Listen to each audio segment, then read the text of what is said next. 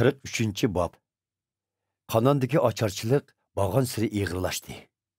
Yoqubning oilasidagilar Misrdan ep kelingan oshliqni yeb bo'lgandan keyin Yoqub o'g'illarga "Sizlar yana biroz oshliq setib kelinglar" dedi. Yahuda otasiga "Biroq u odam bizga kichik ininglarni ep kelmaguncha yuzimga qarg'ichi bo'lmanglar" degan. Agar siz kichik inimizni biz bilan birga avatsangiz, borimiz. Bo'lmasa, bormaymiz.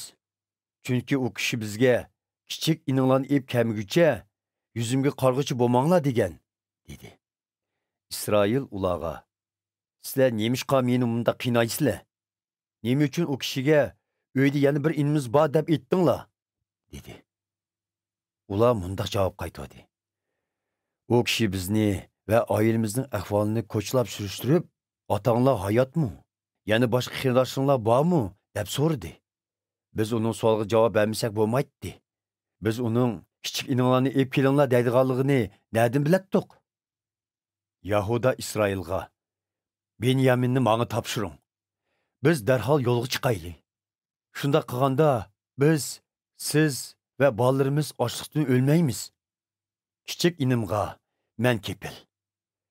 Bütün javobgarlikni ustimga olay. Men uni omon eson qaytarib kelib, o'z qo'lingizga topshirmasam, umr voyat aytib qo'yib ketay. Agar biz vaqtni kayniga surmagan bo'lsak, bu chaqqicha 2 qatim berib kelatdik", dedi. İsrail ularga: "Undaq bo'lsa, undaq qilinglar. Bosh vazirga biroz malham, hasal, dori darmon, murmakki, pisti bodam qatorliq eng yaxshi yerlik alohida mahsulotlardan sovg'at og'ash beringlar.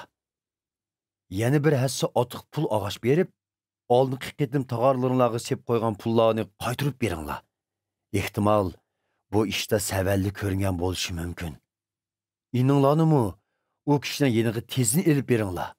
Hammaga qodir Xudo uning ko'ngliga insof berib, Benyamin bilan Shimonni sizlarga qo'shib qaytog'ay. Navoda taqdir bolalarimni mendan ayirib etsa, amalim qancha", dedi. Bunun bilan ular tayyorlagan sovg'atlarini, bir hassa otiq pul va Benyaminni elib yo'lga chiqdi.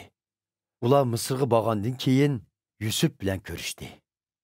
Benyaminning ular bilan birga kelganligini ko'rgan Yusuf g'o'jidarga: "Bu kishilarni uyimga elib bor. Ular tushlik tomoqda men bilan birga bo'ladi.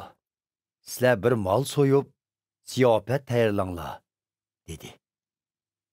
G'o'jidar buyruqqa binoan ularni Yusufning uyiga elib bordi. Ular g'o'jidar tarafidan Yusufning uyiga boshlab berilganligidan intayin qo'rqishib, "Bizni cho'qim oldingi qatim tog'arlarimizni qaytargan pullar sababidan bu yerga elib keldi. Ehtimol ular bizga tuyuqsiz hujum qilib, eshaklarimizni tortib elib, bizni qul qilishi mumkin", deyishdi. Hamda Yusufning darvozasi oldiga berish bilanla ular g'o'jidarga: "Taqsir, oltin qatim biz bu yerga oshliq olg'ili kelgan edik. Uyga qaytish yo'limizda qo'nadigan yerga kelib, tog'arlarni ochsak, pullarımızın tağalarımızda öz peti tuğalığını kördük. Hazır bu pullarını qaytırıp beriş üçün əkeldik.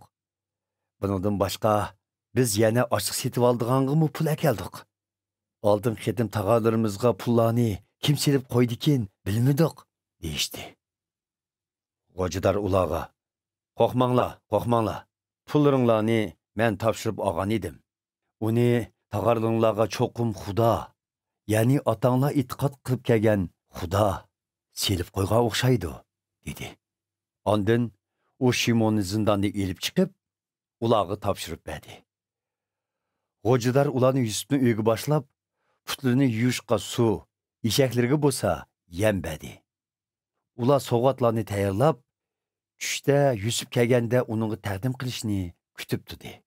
Chunki ular Yusuf bilan tamoqda birga bo'lganligi to'g'risidagi xabarni anglagan edi.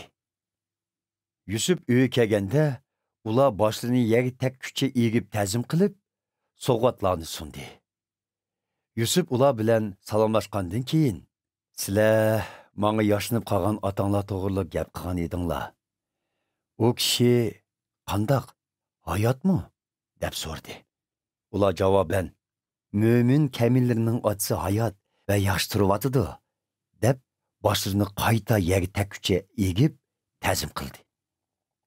Yusuf bir onadan bo'lgan o'z inisi Binyaminni ko'rib, "Sizlar menga aytgan yilqi eng kichik ininglar mushumi? Ey o'g'lim, sana Xudo baxt ato qilg'ay", dedi. Yusuf o'z inisiga bo'lgan qaynoq mehr hissiyotini bosolmay, ko'pchilikning oldida un silib yig'layotgandek bo'lib ketdi. Shunga ularning yenidan chiqib, o'z hujrasiga kirib, bir hazog'icha ko'z yeshi qildi. Ondan u yuzini yuyib, hissiyotini besib, qaytib kirib, xizmatchilarga tamoq akirishga buyurdi. Yusuf o'zi yolg'iz bir dasturxonda, qarindoshlari ayrim bir dasturxonda o'ltirdi. Ziyofatda birga bo'lgan misrliklar yana bir dasturxonda o'ltirdi. Chunki misrliklar ibroniylar bilan bir dasturxonda o'tirishni to'van ko'radi. Yusuf qarindoshlarini o'ziga qaratib, cho'ng kichik tartibi bo'yicha o'tirg'izdi. Buni ko'rgan akufkulari hang-tang bo'g'indan bir-biriga qarshib qo'yishadi. Yusuf ularga o'z dasturxonidan tamoq bo'lib berdi. Benyaminga bo'lsa, boshqalarnikidan 5 hassa ortiq usub berdi. Ular Yusuf bilan birga yeb ichib, intayin xushal bo'lishdi.